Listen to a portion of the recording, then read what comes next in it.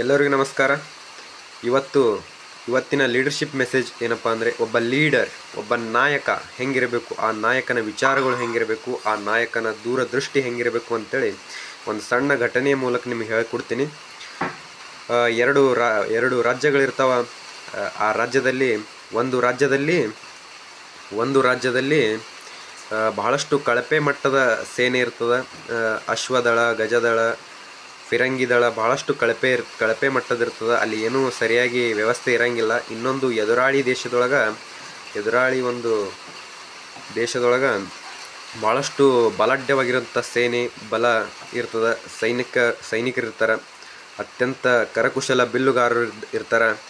ಆಗ ಈ ಸೇನೆಯ ಒಬ್ಬ ರಾಜ ಬಹಳಷ್ಟು ಶಕ್ತಿಯನ್ನು ಹೊಂದಿರ್ತಾನೆ. ಆ ರಾಜ ಬಹಳಷ್ಟು ದೂರದೃಷ್ಟಿಯನ್ನು ಹೊಂದಿರ್ತಾನೆ.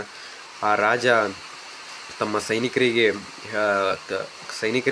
ಒಂದು ದೇವಿ ಗುಡಿ ಮುಂದೆ ಕರ್ಕೊಂಬಂದು ಅಲ್ಲಿ ಒಂದು ಟಾಸ್ ಅನ್ನು ಮಾಡಿಸ್ತಾನೆ. ಹೆಡ್ ಚಿತ್ ಬಿತ್ತಂದ್ರೆ ಅವ್ರ ಜೊತೆ ಯುದ್ಧ ಮಾಡೋದು. ಟಪ್ ಬಿತ್ತಂದ್ರೆ, ಟೇಲ್ ಬಿತ್ತಂದ್ರೆ ಅವ್ರ ಜೋಡಿ ಯುದ್ಧ ಮಾಡೋದಿಲ್ಲ, ಮುಚ್ಕೊಂಡು ಮನೆಗೆ ಹೋಗಿ ಅವ್ರ ಸಾಮಂತರಾಗಿ ಬದುಕೋದು ಅಂತ ಹೇಳ್ತಾನೆ. ಆಮೇಲೆ ಟಾಸ್ ಹಾರಿಸ್ತಾನೆ. ಹೆಡ್ ಬೀಳ್ತದೆ, ಚಿತ್ ಬೀಳನ ಅವ್ರ ಜೊತೆ ಶತ್ರು ರಾಜ್ಯದ ಜೊತೆ ಯುದ್ಧ ಮಾಡಬೇಕು. ಆಮೇಲೆ ದೇವಿ ನಮಗೆ ಆಶೀರ್ವಾದ ಕೊಟ್ಟಳು, ಚಿತ್ ಬಿದ್ದದ, ಇದು ನಾವು ಗ್ಯಾರಂಟಿ ಯುದ್ಧ ಗೆಲ್ತೇವೆ ಅಂತೇಳಿ ಸೈನಿಕರು ಹಾಗೂ ದಂಡಾಧಿಕಾರಿಗಳು, ಸೇನಾಪತಿಗಳು ಎಲ್ಲರೂ ಅತ್ಯಂತ ವೀರಾವೇಶದಿಂದ, ಅತ್ಯಂತ ಫುಲ್ ಕಾನ್ಫಿಡೆನ್ಸ್ ಆಗಿ ಎದುರಾಳಿಯ ರಾಷ್ಟ್ರದ ಮೇಲೆ ಆಕ್ರಮಣವನ್ನು ಮಾಡಿ ಆ ಯುದ್ಧವನ್ನು ಜಯಶಾಲಿಯಾಗಿ ಆಮೇಲೆ ರಾಜ ಸೈನಿಕರಿಗೆ ಕರೆದು ಹೇಳ್ತಾನೆ, ನೋಡ್ರಿ, ಇದು ಈ ಕಾಯಿನ್ ಅದಲ್ಲ, ಈ ಕಾಯಿನ್ ಎರಡು ಕಡೆ ಹೆಡ್ ಚಿತ್ತೆ ಅದ. ಈ ಚಿಕ್ಕ ಬಿದ್ರು ಚಿತ್ತೆ ಬೀಳ್ತಿರ್ತದ. ಹಂಗೆ ಮಾಡಿಸಿದ್ದವ ರಾಜ.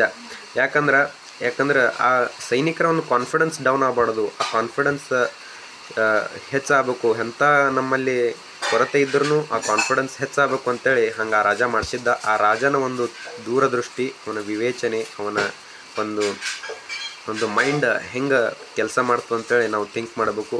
ಅಂಥ ಗುಣ, ಅಂಥ ಲೀಡರ್ಶಿಪ್ ಕ್ವಾಲಿಟಿಯನ್ನು ನಮ್ಮೆಲ್ಲರಲ್ಲಿ ಬರಬೇಕು ಅಂಥೇಳಿ ನಾನು ಹೇಳ್ತೀನಿ. ಈ ಒಂದು ಸಣ್ಣ ಕಥೆಯ ಮೂಲಕ ಒಬ್ಬ ಲೀಡರ್ ಹೆಂಗಿರಬೇಕು, ಆ ಲೀಡರನ್ನ ದೂರದೃಷ್ಟಿ, ಆ ಲೀಡರ್ನ ಗುಣ ಹೆಂಗಿರಬೇಕು ಅಂತ ನಿಮ್ಗೆ ತಿಳಿಸ್ಕೊಟ್ಟಿದ್ದೀನಿ. ಧನ್ಯವಾದಗಳು. Thank you.